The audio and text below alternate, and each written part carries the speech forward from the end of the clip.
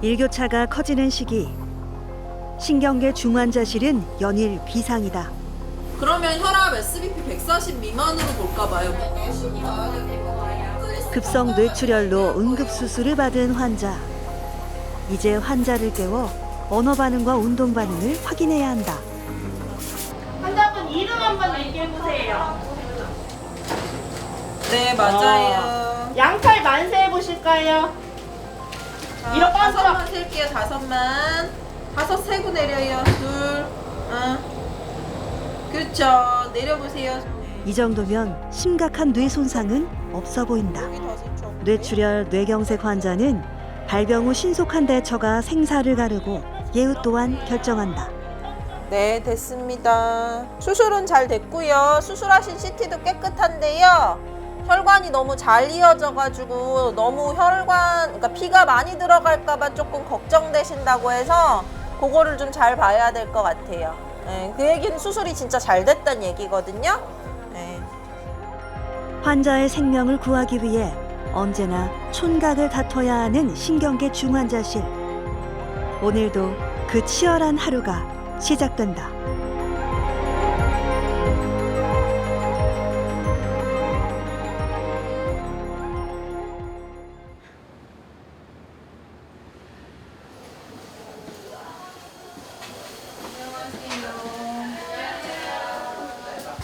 신경계 중환자실 담당인은 출근하자마자 한숨 돌릴 새가 없다.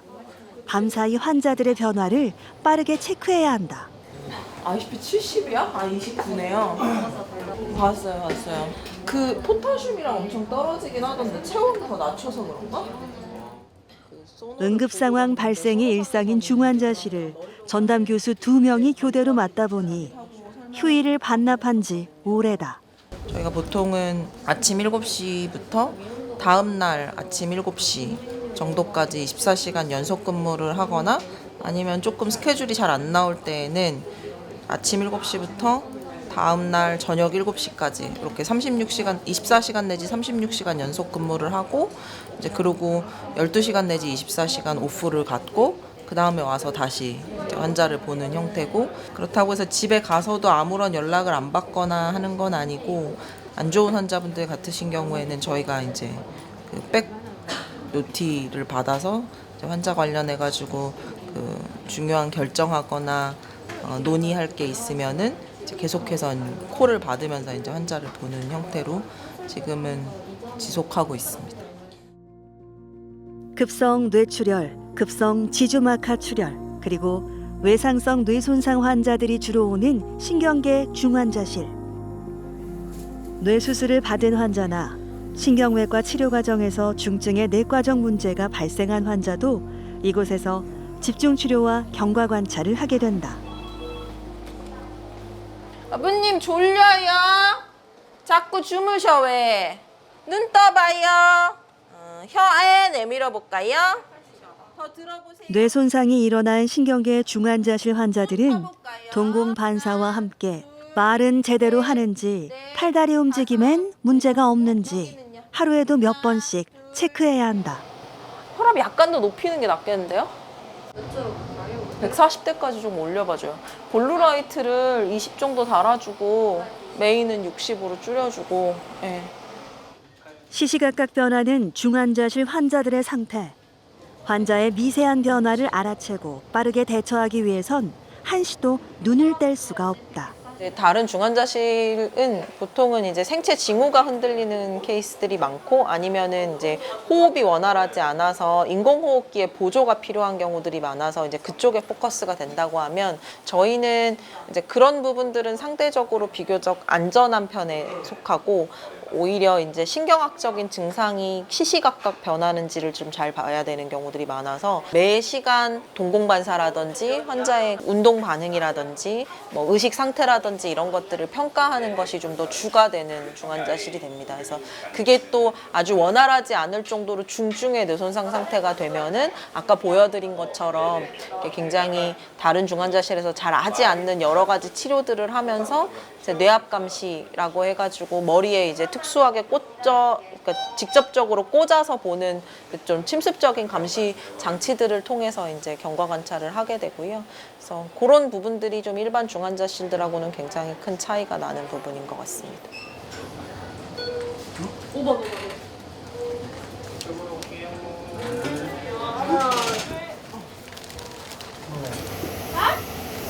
어머니. 지주마카 출혈로 코일 시술을 받은 후 상태가 호전돼 준중환자실로 내려갔던 환자.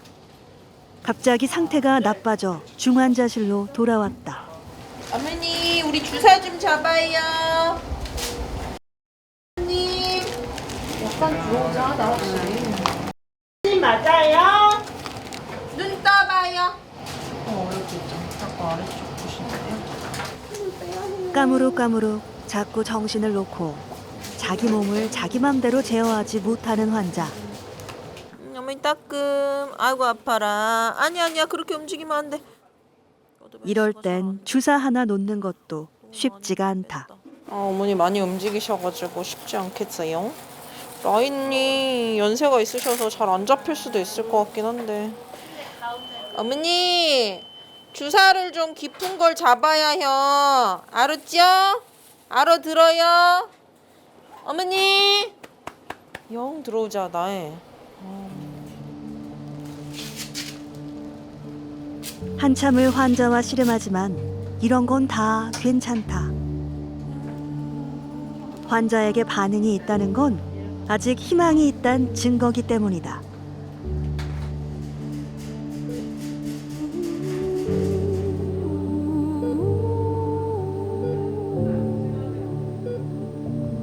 심각한 뇌 손상으로 머리뼈를 제거하는 대수술을 받은 환자.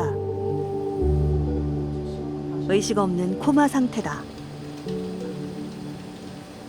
이 환자는 외상성 뇌손상이 굉장히 심각하게 발생해가지고 의식이 매우 나쁜 상태로 응급실에 오셨었고, 응급실에 오셨을 때 이미 한쪽 동공이 반사가 떨어진 상태여가지고요.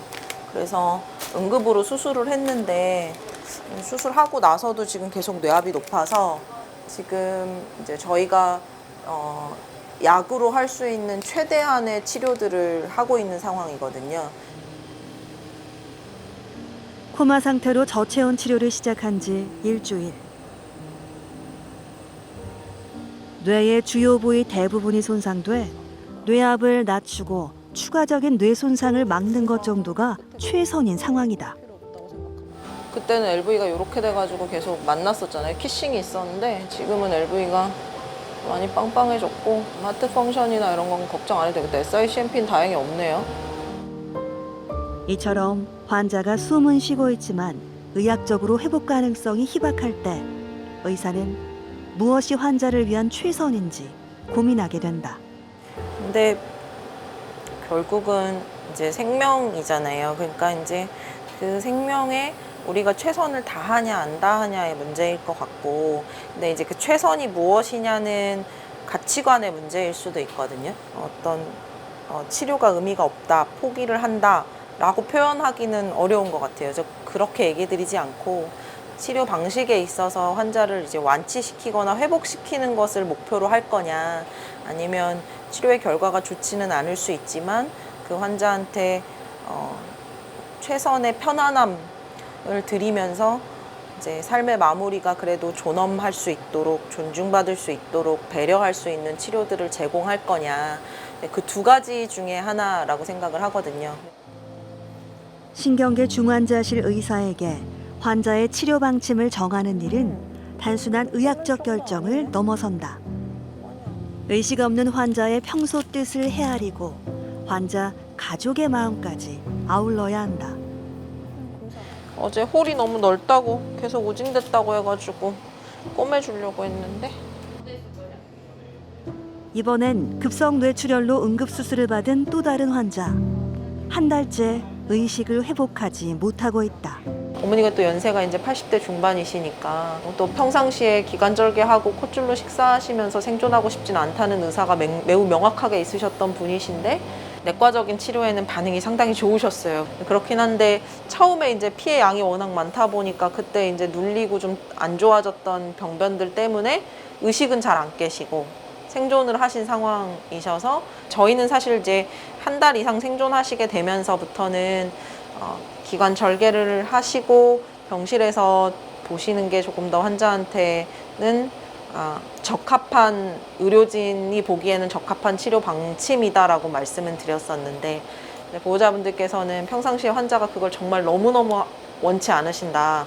이제 거절의 의사를 명확하게 표시를 여러 번 하셨었기 때문에 그걸 하는 게 불효라고 생각이 드시나 봐요. 지금 상태 봐서는 뭐 NCS로 얘기할 만큼 그렇게 나쁘시진 않은 것 같네요. 예. 하여튼 뭐 환자분 입장에서는 다행이에요. 예.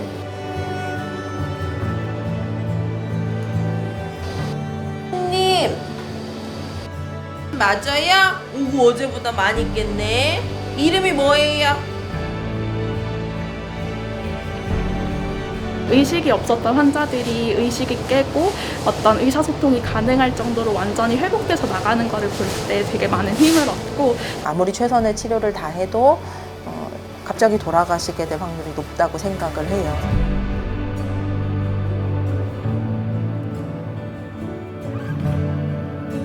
그래도 이제 가장 중요한 건 환자거든요. 그래서 환자를 중심에 놓고 환자에게 최선이 무엇일지를 이제 의학적 정보를 제가 충분히 드리고 그 과정에서 보호자와 환자의 의사가 최대한 반영될 수 있게 하는 게 저희 목표거든요.